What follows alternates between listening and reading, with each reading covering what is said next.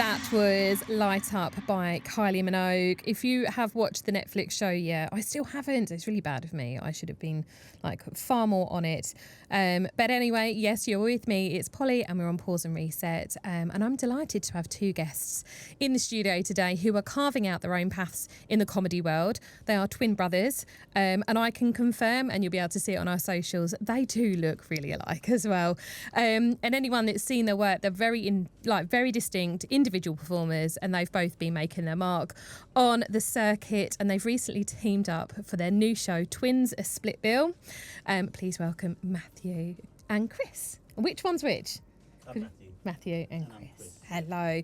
It's so nice to meet you. Thank you for joining. I've got questions on the screen. I've got ADHD, so I have to look.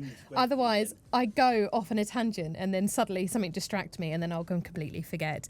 So I do apologise when I look at the screen. So you're here to tell us about a comedy show that you've obviously joined together, and you're on the Fringe Festival tour at the moment. Is that fair to say that you've kind of done some in London, or are you just starting? We just started doing smaller fringes. So a lot of people have heard of Edinburgh Fringe. Yep. Actually, around the country, a lot of areas do their own smaller fringes. And so instead of us going there, where it's quite a big investment, we've just come together for the first time to do quite a few around the country. Nice. And you are playing in a local area as well, aren't you? So you're playing in Chatham in Kent.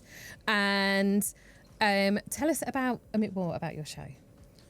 Well, it's basically like a lot of comedians do an hour split bill and go to fringes and stuff like that. And I guess for us, it was using what we got, which is a bit of a unique perspective or unique show, us being twins, doing stand-up. And it's we've got a bit of it where we're doing our own material, the stuff that we've been building up over the last few years and going around to different places performing. And then we've got bits where we're doing some twin interaction stuff with each other, where we're asking the audience to basically submit questions. At first it was related to twins, but it's basically gone off the rails, to be fair, the few times that we've done it.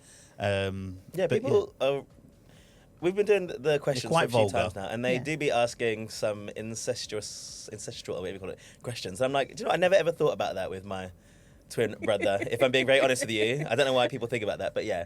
I guess it's a compliment, really. Yeah, every show then is completely different. So I love the audience participation. I think that's one of the good things about comedy. And you see it, obviously, with a lot of people. But what does split bill mean? It's just basically a split between comedians. So it's not unique to us. It's just it's a single bill would be one act, big famous ones doing an hour show. A split bill is split between 2, 3, sometimes 4, mainly because people want to split the cost, because we have to register and use our own money and then get the money back, recoup it in ticket sales. So it kind of works like that way, yeah. Okay, so can you tell us a little bit about your show? What do people kind of expect? What do you talk about? What do you make jokes about?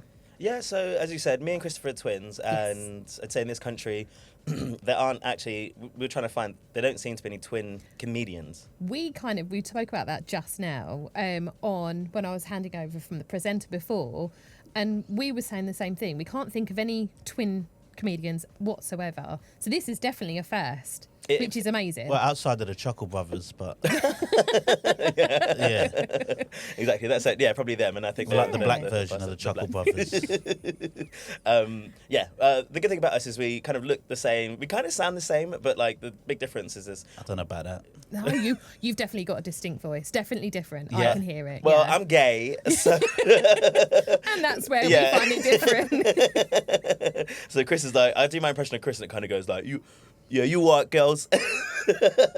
I've been watching those Instagram videos, and it just makes me really chuckle of your impressions of each other. It's good. Well, Chris has got a very good impression. Unfortunately, it doesn't use any words, just actions. So yeah, I basically just bend over.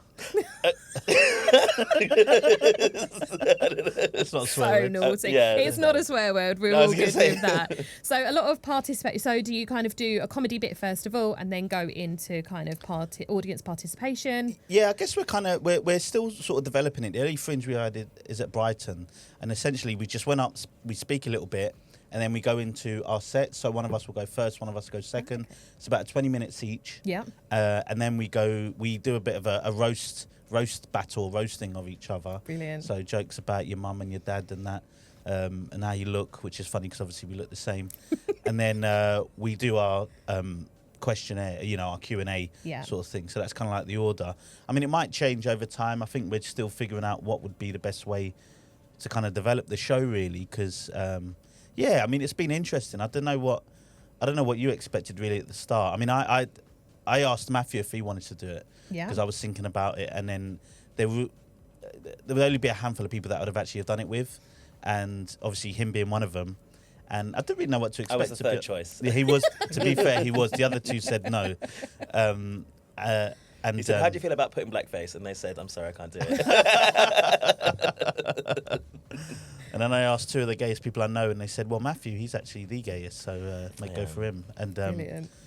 yeah, so that's basically the show. I mean, it could develop into something else, really, but it's been a bit of an exploration, really, hasn't it? I think it's been a revelation, to be honest with you, because we've been true. doing comedy ourselves separately for the past few years. So 4 years ago, you both joined the comedy circuit around about the same time? Exactly. Did you the same both time. know that you were going to do that? Well, Matthew actually, he signed up to a comedy course, and there's comedy courses? yeah, all around the country. No way. So there's this string of people that are like COVID babies. So I think a lot, when people were like, when COVID happened and we all went through these changes, I think a large number of adults in general decided they need to do something quite different. And I was one of those people as well. And I've always thought about performing. Yeah. I always thought about hosting, actually, was the main thing for me, whereas Chris has always been really into comedy. I actually, it's funny enough that he's the one that signed up, because I've been dreaming about this since I was a kid. It's like my lifelong dream to try and do stand-up. That's something I'm going to ask you in a little bit. So I'm going to come back to that. I'm going to circle back to that part. Yeah. But because you like compare, don't you? Yeah, I mean, we both MC. We run different types of nights as well. But yeah, I do some MCing. Yes, Yeah. because I've been looking. It's like North London Yeah. area. Yeah. And you kind of do a different comparing, like MCing for like more kind of like gay comedy. Is that right to say? I do a lot of gay and queer nights. Yeah. I would say I think I do both. Maybe they're the ones that are the most prolific, I guess, or the ones that I post. They got nicer cameras and nicer makeup. Yeah. So your show is being held in Chatham in Kent, and it's next week, isn't it? The Thursday the 16th, Friday the 17th at Fort Luton. And I was just saying, like, I'm really gutted because I can't be there. It's my birthday and I'm going away. I'm climbing a mountain in Wales. How dare I? That sounds horrendous. That's not a good birthday. That's a punishment. I know, and I'm really gutted because, as I said, I've been watching your kind of like Instagram, and I think it's going to be absolutely hilarious. How can people kind of like buy tickets? Can they just show up on the night if they change their mind? Is it going to be pre-booked? You can pre-book them. So if you just type in Medway Fringe, so that's part of it. There's a fringe festival called Medway Fringe, run by someone called Sharon Jackson, who runs nights out of Fort Luton in general. Deputy Mayor of Medway. Oh. Yeah, just recently. Then if you just type in Medway Fringe Twins, Yeah. you'll see it there. You'll also find it on our Instagram. So we'll see our names. I'm Matthew Ali. This is Chris Ali. And the website is called Joke Pit. Yeah. There's 2 different links for each day. So Thursday the 16th is at 6:30. That's one link. And then Friday the 17th is at 8:30 p.m. It's a different time as well on Joke Pit. See, quite many parts wants to join. I always felt like you should join both because from what I can gather is that the evenings always seem to kind of be different. No jokes land the same.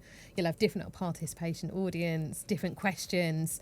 So I'm saying to people, go to both evenings. Yeah, come to both, please do. Definitely. The more drink people have, the more lively it can be.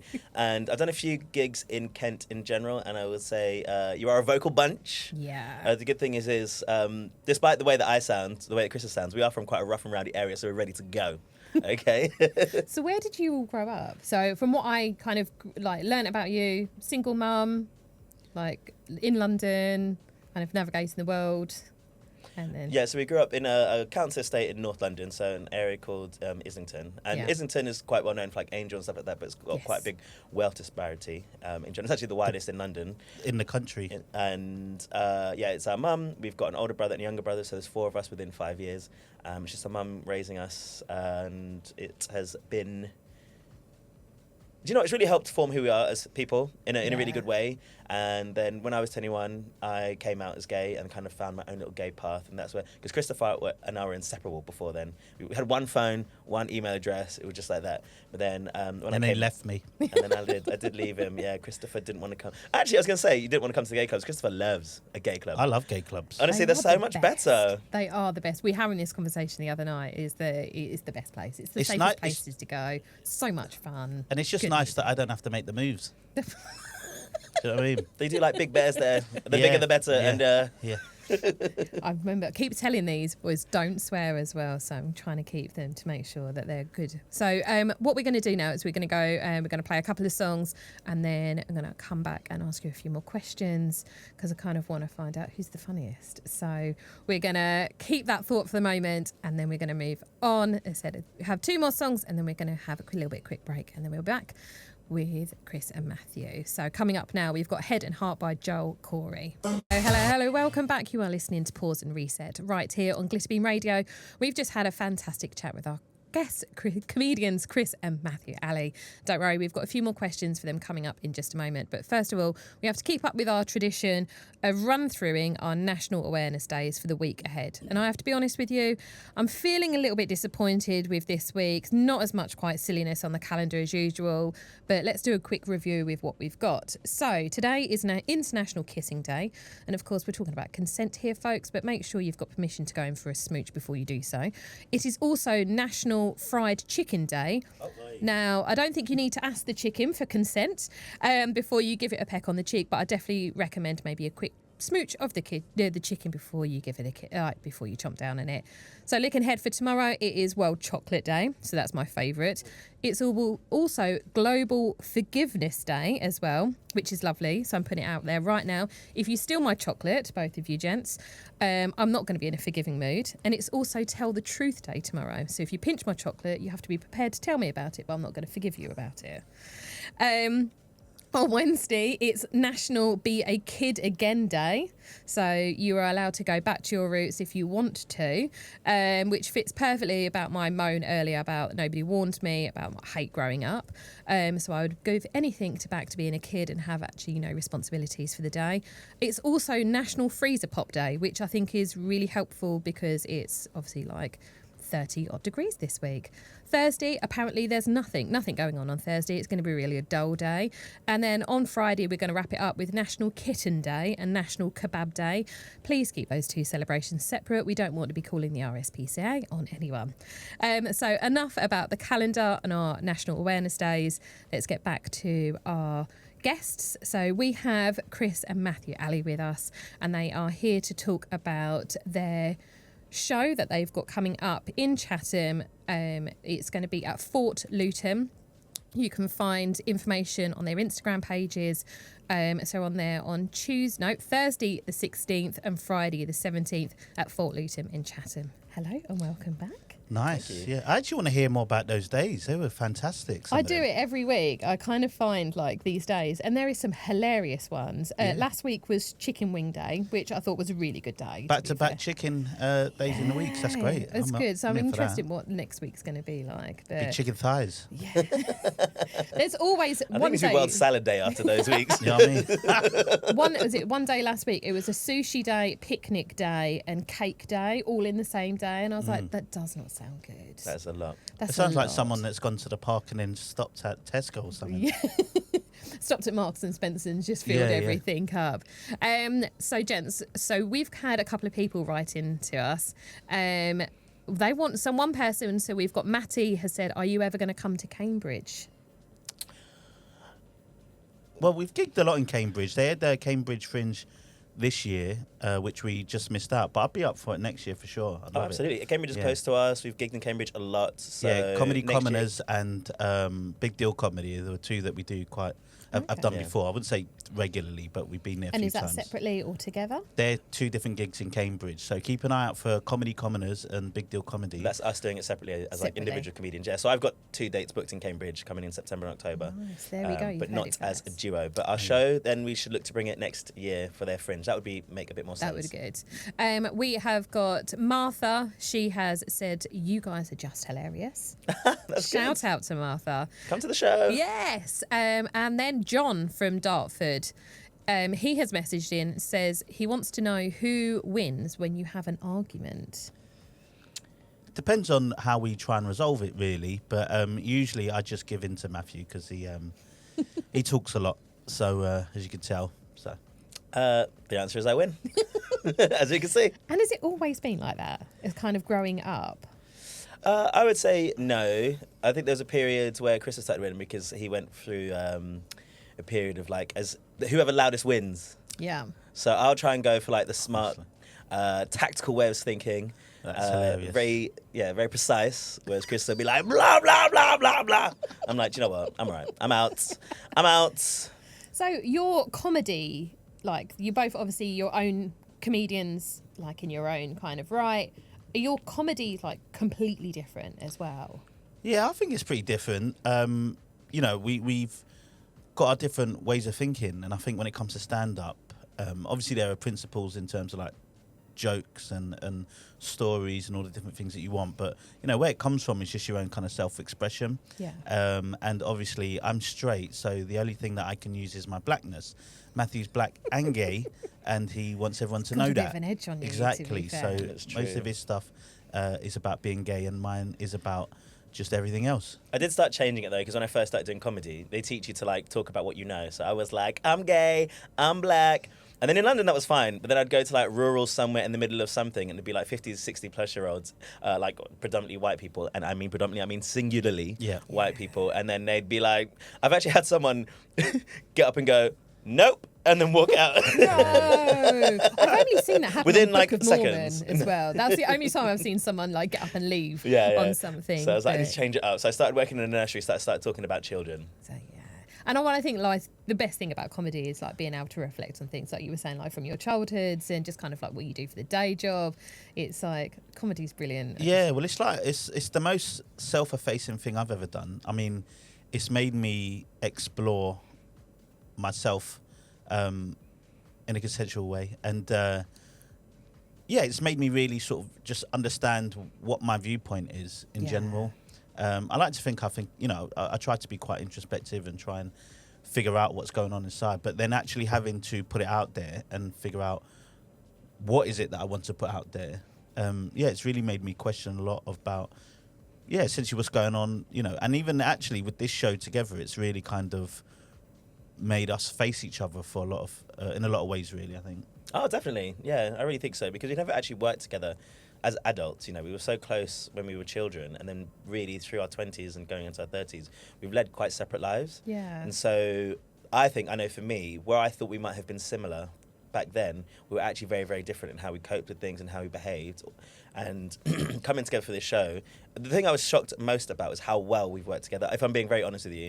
Because as a kid, you kind of just merge, don't you? But as adults, you're two completely different human beings now, aren't you? And it's just, can you clash? Are you going to fight? Are you going to argue? Can you resolve it very easily? We haven't had any arguments about the comedy just Yeah. yet, but I think, and I think those things will come the more we work with each other. But to me, it's been very, very seamless. And it's interesting when you say about like, what is our comedy like? I think the way that we approach comedy is very different. Christopher's always been a very like stand-up purist. I've always seen myself as more as an entertainer. Like I was always scared to stay stand-up, and I like telling stories. But I think our skill sets are similar in terms of, that you're talking about hosting and how we MC. I would like to think we're both quite quick-witted and we can come up with things very quickly, but we don't overstep each other. Yeah. And I think that's our natural element coming out, and that's where we are able to come together. Oh, I love that. One of the things that I wanted to ask you was off stage, who is funnier? And I asked this because I have a brother, and there is a like age difference between us, and we share this most compulsion to make people laugh between us. When we're together, we hype each other up, and when he's on one, I will hype him up and hype him up and hype him up. He doesn't do it back to me, which I find really annoying. So he then looks like he's the funnier one when he isn't, because I am. I'm very curious to see, like, which one would you say someone's funnier? I mean, I think Matthew would agree that I'm the funnier twin. I was actually about to say, I'm the funnier twin. You're talking about outside. One, I'm funnier. like in general, our comedy is very different. But outside of life, I am funner, and I'll tell you why. Okay? And he's also the best looking and the smartest and the fittest. None of those are incorrect. Everything you said is correct. Like they're the things that he holds on to, and that's where we might differ. Okay, because a bit of therapy might be helpful for us. But in life, I am, because Chris is very serious. He's very serious and very intense, okay? And I'm lighthearted, I'm free, I'm gay, I like to just live life and be free and be in the moment. See, this is it. I'm not serious, I'm straight. That's not straight. Like, I'm just chilled. And as you get older, as a straight person, you just end up getting more chilled. No, you don't. You're As straight just chilling people, out. I don't know, I'm sorry, I don't know what... See, I'm straight. Okay, but So I should say straight man. I'm a straight female. Yeah. I would disagree. I think that we grow up and we become more uptight. Whereas I probably find the gay community seems to be more relaxed, dependent. No chance. That is that's exactly right. 'Cause you work for That's this is a what I queer think. radio station, so you come Yeah. across many different queer people in general. And I would actually agree with you. The people that I know, for the most part, have started relaxing a bit more as they get older. That is hilarious. You don't know any gay people. I know your friends. And That so- is hilarious. So that kind of umbrellas it everything. There is he knows no your way. friends, he knows everyone. There is absolutely no way, from the little window that I've got being around Matthew, and I used to play with the Kingshaw Steelers, which was the world's first gay rugby team, right? Okay. Matthew still is associated with them, right? And I've been around a lot of gay people. I knew them back when they were in their 20s, and I know them now. And these guys are more anxious and more stressed and cannot figure it out, all right? There is absolutely no way that they are getting more relaxed as they're getting older. You just said it. I was like, blah, blah, blah, blah, blah, blah. Look at me now. I'm practically lying down. That sounded serious to me. Definitely sounds. He thinks it's serious when I think disagree sometimes with him. it's his tone of voice as well, because you've definitely got definitely a different tone of voice. Yeah, to yeah. each other. Well, he's the posh twin. That's the thing. Isn't it? It's not. It's just the gay voice. Everyone, even as a child, you need to know that your children are gay. We come from a rough area as well. Yeah. I never sounded like him. I came out being like, mother, It just comes, you just know, Like, that's mother, a gay child I don't right want there. that teat. Thank you so much. I don't think we've got any more questions, but I'm just really chuffed that you came in this evening. Thank you so much. It's been really fun. Thank you. It's been great. I said I'm really heartbroken that I'm not going to be there, because it sounds like it's going to be a massive show. After Chatham, are you playing anywhere else? So if people don't get to see you in Chatham, are you going anywhere else? Yeah, so this week, it's kind of far, but we'll mention it anyway just in case. So we're going to be at Watford Fringe, which is this Thursday, Friday and Saturday. Yeah. At the Pump House, yeah. They're all 8 o'clock, 6, 7. So if you just type in, what did I just say?